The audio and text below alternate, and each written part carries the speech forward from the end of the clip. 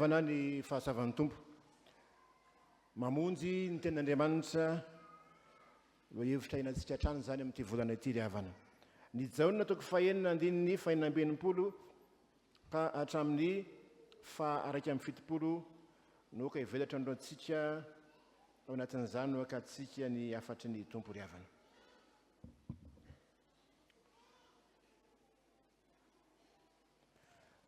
Ny filazantsara araka ny jaona toko fahenina ry havana dia mitantara any am-piantohana ny nampinanan'i Jesoa ny lehilahy 5,000 nihinana mofo misy hazandrano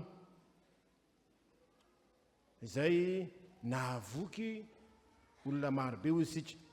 Ary ny tantara dia milaza fa rehefa avy nanambarany tenany mofonay na Jesoa, zany inainga amin'ny fampianarana tsotra tahaka izany dia nialalina trano ny fampianarana ka lazany Jesoa hoe mila misotro ny rany mihinana nofo ny vao mahazo fiainana mandrakizay ny olona zay mpanaraka azy. Fa tao anatin'izany dia maro ny olona tsy nahatakatra intsony ny momba ny Jesoa hoe ahoana marina ny ataony lehilahy eo ahoana no hanome nofony ho antsika. Manomboka tsy mahatakatra ny amin'ny Jesoa Kristy ry olondreo ka nanomboka nihemotra zany ny ndika voalaza andiny fa 20 manao hoe hatramin'izany. Raha ndikany dia hoe nanomboka teo noho izany nanomboka teo dia maro ny mpianatra no nihemotra. Ny fiarahana amin'ny Jesoa ry havana dia tsy zavatra moramora akory, mety hisedrana ny sarotro zany. Zay ny voalohany, ny fiarahana amin'ny Jesoa Kristy dia tsy zavatra moramora mandeha ho azy akory, fa mety hisedrana ny sarotro zany. Rehefa nandre ny fanambarana mahakasika ny mofonaina izy dia maro no nihemotra. Ny hoe nihemotra dia amin'ny teny grika dia hoe nandeha any aoriana. Any marina sady mandeha zany no mihemotra. Ohatrany le fozaorana angamba no azareo kokoa. Mandeha fa zany hoe sady mandeha izy fa makany aoriana. Fa ny olona mandeha mandroso.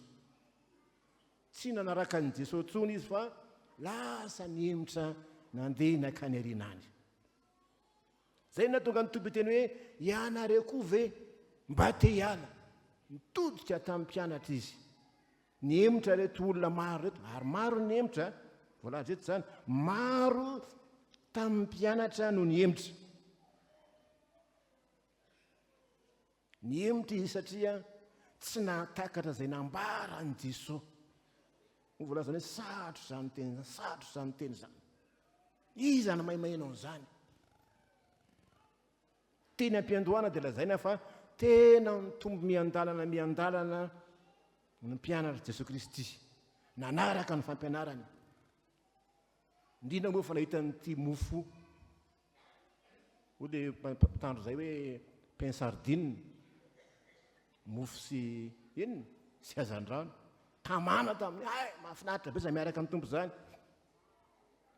Kanefa rehefa tonga ny sarotra dia tonga zao ny teny manao hoe ny tena koa ny mofo avy any an-danitra dia nanomboka mitakemotra ny olona.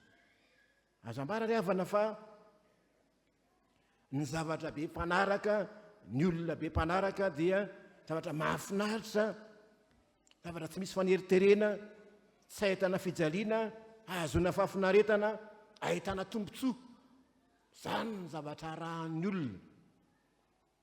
Hoe misy mirakla hony, misy an'izao hoe be mpanaraka zany. Jesoa hony mampitombo mofo hoe zany ny tiany olona arahana. Ka zay natonga zary nihemotra satria nihemotra izy fa tsy arakaraka izay noeritreretiny tsony hoe tena ho raharaha ty zavatra ty toa tsisy mofo tsony izy zany. Fa lasa mivadika mofo aneritreritra angamba hoy izy. Dia nihemotra izy.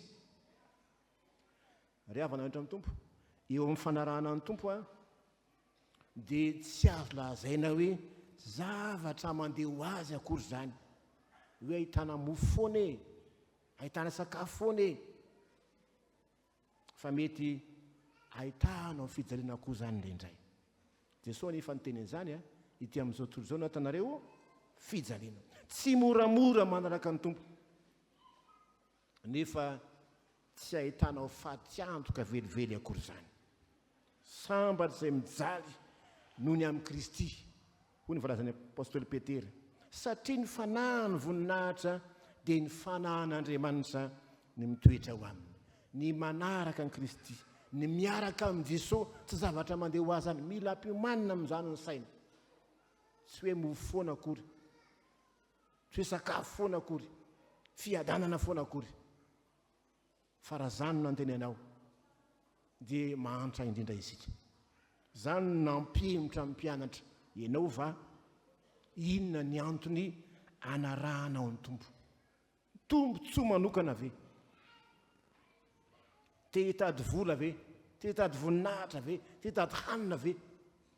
Te hitady zava-mahasoa fotsiny ve? Raha izany no izy dia mitandrina isika, sao dia hihemotra tahaka an'ireto vahoaka maro reto. Fa ny faharoa ry havana, ny fiarahana amin'ny Jesoa dia tsy antery, tsy antery. Zay ny dikany hoe ianareo koa va hoy izy mba te-hiala, na dia mifidy ny 12 Jesoa Kristy dia manana safidy malalaka izy ireo. Zany no mifidy anareo 12 ozy izy. Voilà, zay moa zany ndray aminareo aza dia inona? Devoly.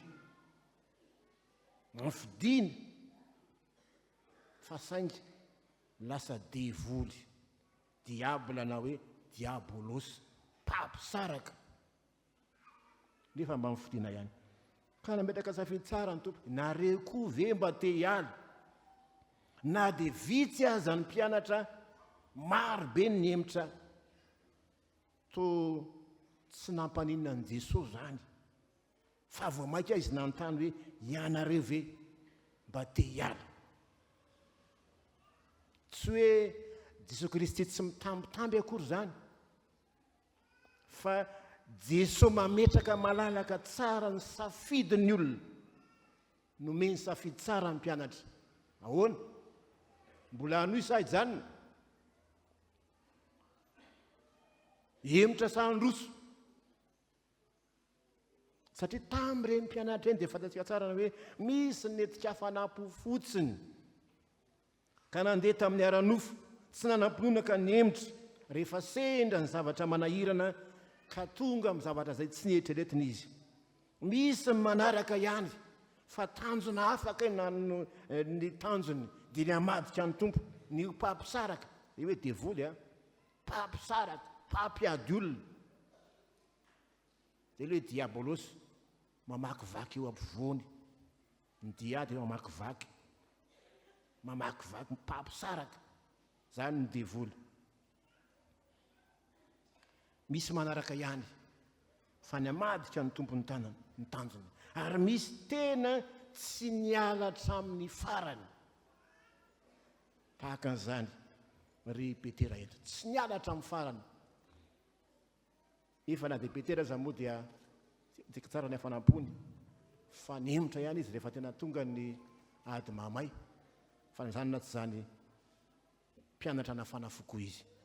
Safidy ny Jodasy eto ry havana malala, tena safidy ny Jodasy ny hamadika an' Jesoa.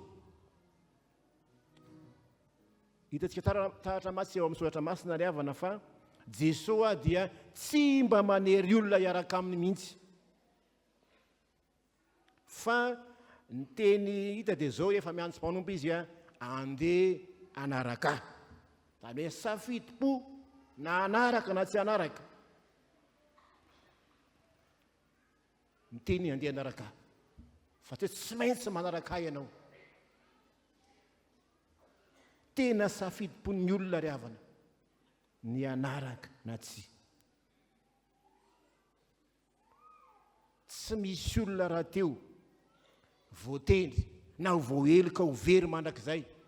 Sao tsika milaza manao hoe Jodasy ange fa zay ny anjarany, efa voatondro very manak'izay izy tsy ry havany matoy izy no fidina amin'ny mpianatra mbola tia ny tompo ifiovany fa saingy tsy niovatra amin'ny farana izy safidipony zany ny avery na tsy avery tsy antery ny fanomponan'Andriamanitra tsy antery ny fiarahana ny tompo azany volazany torina mi hoe efa nataoko teo amin'ny loanao ny fiainana sy ny fahafatesana ny fitahiana sy ny fanozonana ina moa ny toy izay mifidiana ny fiainana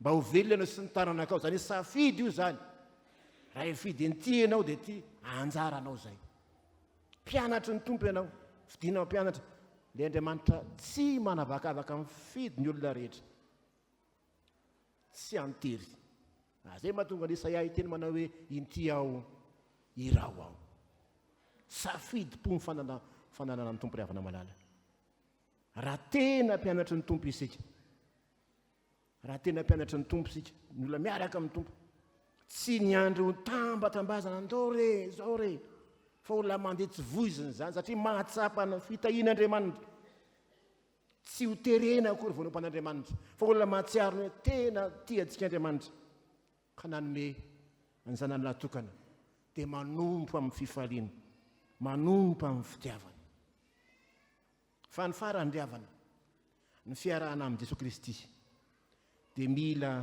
faresen-dahatra zany mila faresen-dahatra zany sao ny tenin'ny Petera tompo akany amin'iza moa zahay andeha ry havana mivakitsika miaraka io andininy 9 andininy 9 Simona Petera namaly azy hoe tompo akany amin'iza moa izahay ianao ny manana ny tenin'ny fiainana mandrak'izay tahaka ny hoe tompo zay nge efa tapidalakale ianao ny farany tsisy alina intsony afa-tsy ianao teny mavesa-tany zany fanekempinoana goavany zany olona resy lahatra amin'ny teny eto tsy manana afa-tsy Jesoa izy zay niarahany hatranam-boalohany tsy nieritreritra andao azy intsony izy efa vodim-pinoana efa resy lahatra tanteraka fa Jesoa no manana ny teny fiainana mandrak'izay Jesoa no miantoka ny hoaviny ka nahitany tsara izy tsy mahita tsara fa tsy ny fiarahana amin'ny Jesoa intsony na dia noraonana ny vonoana tsy nihemotra fa nanolotra ny ianao any tompo zany Petera zany fiafaran'ny fiainan'ny Petera maty martyra mo mila faresen-dahatra kory havana ny fiarahanao amin'ny tompo tahaka ny Petera zay to milazany hoe ahoana moa nahazahoanay mandao anao ry tompo ianao ny mpampianatra anay ny lalàna ny tenin'Andriamanitra ianao ny mitondra eo amin'ny fiainana mandrak'izay to midika zany hoe raha mandao anao zahay dia mizotra ho any amin'ny fahaverezana mandrak'izay ny fiainanay zany ry havana ny fiarahana amin'ny tompo rehefa manompo dia manompo amin'ny faresen-dahatra fa tsy mandeha amin'ny mpahazarana zany ny olona manompo an'Andriamanitra manompo amin'ny faresen-dahatra tena resy lahatra ny fanompoana ny tompo fe isika tahaka ny Petera ny olona rehefa nanaraka azy dia tsy nahita tombontsoa dia nihemotra fa Petera kosa tsy manana afa-tsy ianao zay ianao ny manana ny teny ny fiainana mandrak'izay ianao na miantoka ny fiainana mandrak'izay very zahay raha miala aminao zany toy ry havana no dokony toetsaitsika rehefa manompo an'Andriamanitra resy lahatra ny tanteraka ny fitiavany Kristy fa ho aminy misy ny fiainana mandrak'izay izy raha teo maty nitsangana tamin'ny maty ary nanomana ny fiainana mandrak'izay atsika zay misy azy no misy atsika ihany koa ry havana afa mihitsy ry havana afa mihitsy zany olona manompo an'Andriamanitra olona miaraka amin'ny Jesoa olona resy lahatra zany fa tena miasa amin'ny fo fa tsy amin'ny fisalasalana miasa amin'ny fifaliana fa tsy amin'ny fimonomononana zany ny olona zay resy lahatra amin'ny fiarahana ny tompo afatra telo ry havana no resitsika ary tamin'ny teny ity ny fiarahana amin'ny Jesoa Kristy tsy zavatra moramora zany, mety ahitana mafy zany. Ny fiarahana amin'ny Jesoa Kristy tsy antery, ary ny fahatelo farany ny fiarahana amin'ny Jesoa Kristy dia mila faharisian-dahatra. N'Andriamanitra voninahitra ho aminao ny fiadanany. Amen.